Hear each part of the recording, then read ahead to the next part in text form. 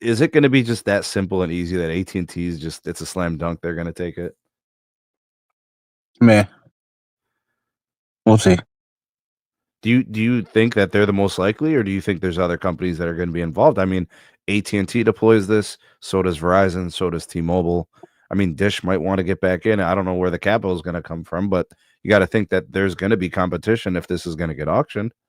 Well, this doesn't have the money, but I think that Verizon would most certainly want to come in and try to see if they can, compete to get some of this. They already have some AWS3, so it's not going to be AT&T by themselves. It's How not. about T-Mobile? You think they get involved? Maybe. I mean, they're scratching for money too. I'm sure they would. I'm sure they would at least try. I don't know, man. They're generating a lot of free cash flow, man. I think they got it to burn. Oh, stop it, Sneed. This is the first year they've been profitable. I mean, but it's sizable. They did more than $5 billion free cash flow last quarter. True, but this is the first year they've been able to get meaningful cash flow. So Okay, that's why I what's say, real? This version of T-Mobile or the old one? What's the difference? No, this one is happening now, and that one is long gone. It's the same. It's the same. It's the same tax ID. I mean, this company, this iteration of T-Mobile, this is really the first year they've been, free cash flow positive, and so that's great for them.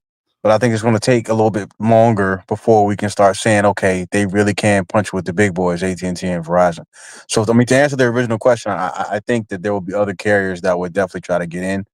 And try to see if they can grab some of the spectrum, because everybody is spectrum starved. Everybody's, looking to try to get as many or as much access to spectrum as possible. Especially considering as how the last 4 years there really hasn't been a spectrum auction. Everybody's going to be chomping at the bit, especially in the mid-band ranges. I have to agree. I think there's going to be more fighting to it than just making it a slam dunk like AT&T is going to be able to just take it all easily. I don't think it's going to be that simple. Well, we know the Moose effect. Everything is a slam dunk. Well, not the mmWave on iPhone.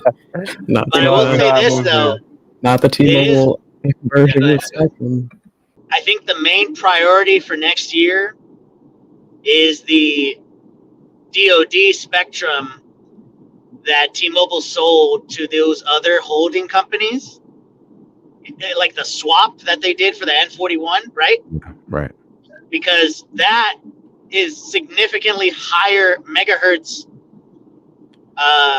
You can instantly. Well, actually, let me pause for that. So, regardless if it's AWS3 or DoD, it's going to be an instant speed boost. The problem, though, is a majority of customers on both Verizon and AT&T have yet to upgrade their phones to C-band multi-carrier aggregation devices. So you're saying iPhone 13 and newer or 14 and newer? iPhone 14 and newer. Okay. Yeah, significant millions of customers. And the problem, your iPhone 12s and 13s and 11s. Yeah. Yeah. Right.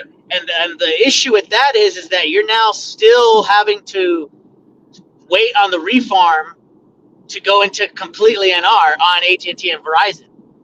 Not until that happens will you start seeing, for example, when Verizon gets comfortable enough, you're going to start seeing them refarm to N66.